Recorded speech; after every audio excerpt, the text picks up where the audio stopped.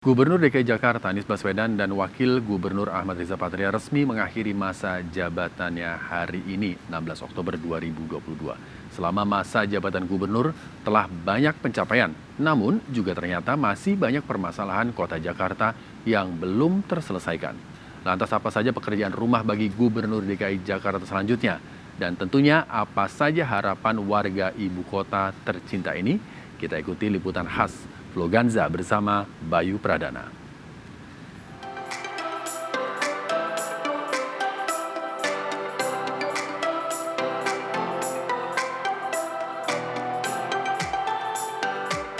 Di Jakarta semua makin oke, kanan kirinya terlihat kece, trotoarnya, taman-tamannya, jembatannya dan transportasinya. Begitu pemirsa, kira-kira kata Gojek Grab Betawi yang menyoroti pembangunan Jakarta belakangan ini dalam lagunya Jakarta Loves Everybody. Nah, ngomong-ngomong pembangunan Jakarta, tepat hari ini nih pemirsa, Gubernur DKI Jakarta Anies Rashid Baswedan ini menyelesaikan masa tugasnya. Iya benar, ada banyak banget prestasi dan juga pencapaian dalam pemerintahannya. Tapi namanya juga Jakarta ya pemirsa Vloganza, pastinya masih ada PR-PR yang nantinya harus diselesaikan oleh siapapun penggantinya. Apa aja? Kita cari tahu.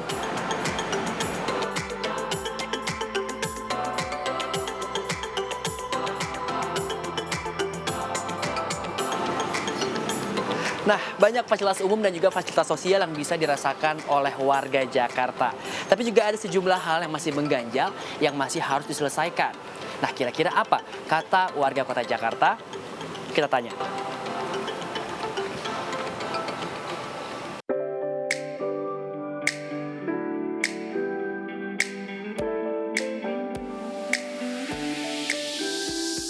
Apa aja sih Mas yang dirasa sudah berubah di Jakarta ini Mas?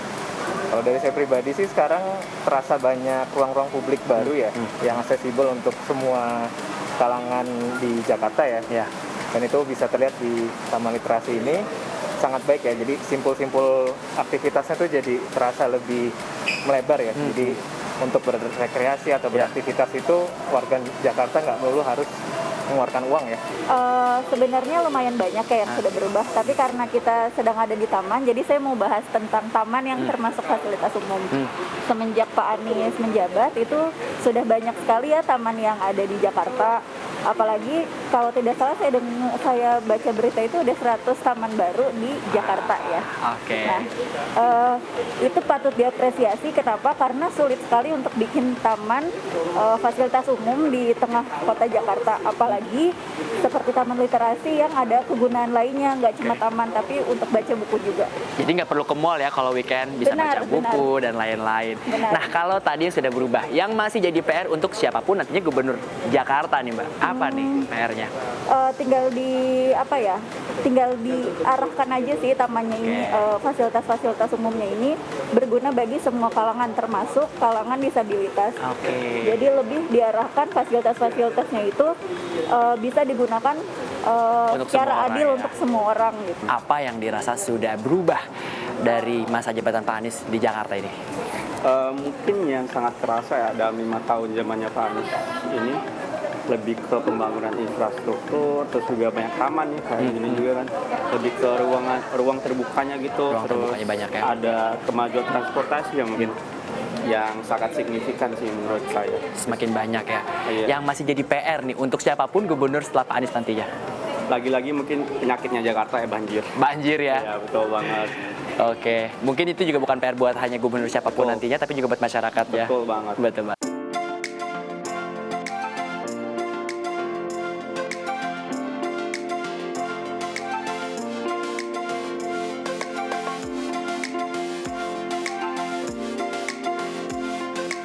Kota metropolitan seperti Jakarta ini tidak akan berhenti berkembang, baik dari pembangunannya maupun juga dari pertumbuhan penduduknya. Masalah baru akan muncul, meskipun problema yang lama belum juga terselesaikan. Tapi apa sebenarnya inti masalah dari Jakarta? Yuk, kita tanya sama pakarnya.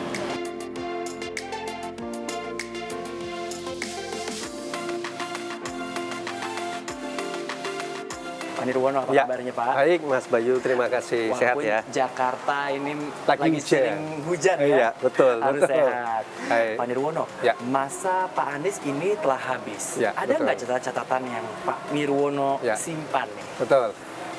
Secara umum tentu kita lihat dalam 5 tahun terakhir, tahun 2017 sampai 2022 ada beberapa catatan. Yang pertama tentu upaya penanganan kemacetan lalu lintas ya dengan polusi udara. Jangan lupa Jakarta termasuk selalu 3 besar kota paling polusi di udara di dunia ya.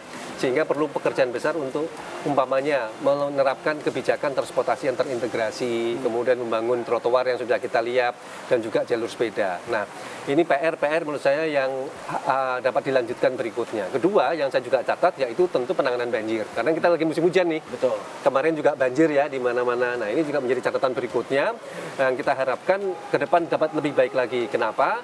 Ada beberapa program sudah dikerjakan memang ya, seperti pengadaan pompa, terus kemudian pembangunan sumur resapan atau drainase vertikal dan juga program gerbek lumpur. Nah, dengan semakin seringnya musim hujan seperti sekarang, bahkan banjir juga sudah mulai semakin terjadi, maka perlu ada lebih terobosan lagi untuk menangani banjir. Karena apa?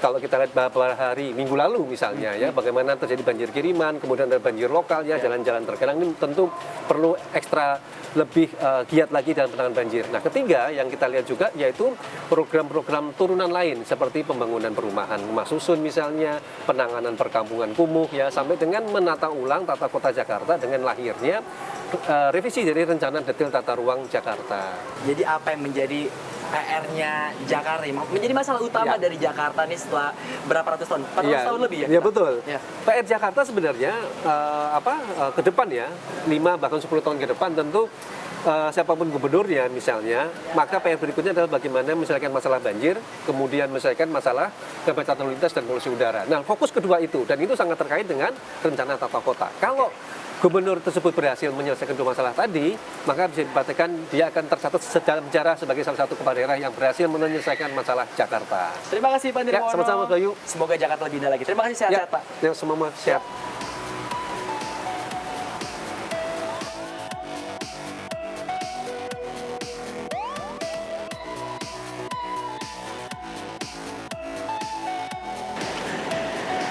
Nah, dalam masa jabatannya, Gubernur Anies Baswedan ini merumuskan program strategis berkelanjutan yang dinamakan dengan Rencana Pembangunan Daerah atau RPD periode 2023 sampai 2026. Nah, RPD atau Rencana Pembangunan Daerah ini sudah disetujui oleh Pemprov maupun DPRD DKI Jakarta. Nah, ada 4 prioritas utama dari RPD periode 2023 sampai 2026. Yang pertama adalah regenerasi kota Jakarta yang berketahanan dan juga berkelanjutan. Kemudian ada pembangunan perekonomian dan juga kesejahteraan warganya. Kemudian ada lagi pembangunan masyarakat madani yang berkesetaraan. Dan yang terakhir adalah pelayanan masyarakat dan juga manajemen pemerintahan. Nah, selain rencana yang sudah dicanangkan, ada 2 hal yang menjadi prioritas utama bagi gubernur selanjutnya. Yang pertama adalah masalah yang paling kita salahkan kepada Komo kalau lagi lewat nih pemirsa. Apalagi kalau bukan kemacetan. Ya, diharapkan nantinya gubernur selanjutnya ini bisa juga menyediakan transportasi yang nyaman, aman, terjangkau, dan pastinya bisa diandalkan. Kemudian yang masalah kedua adalah sama klasiknya, yaitu masalah banjir di Jakarta yang sampai saat ini belum juga usai. Dan diharapkan nantinya masalah ini bisa selesai dengan tata ruang yang lebih baik.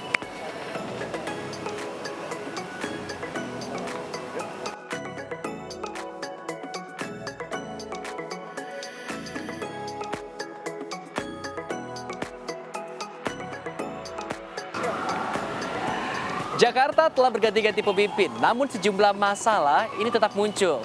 Sebagian dari masalah ini terselesaikan, namun masalah lainnya ini masih bertahan. Tak jarang, masalah baru juga muncul.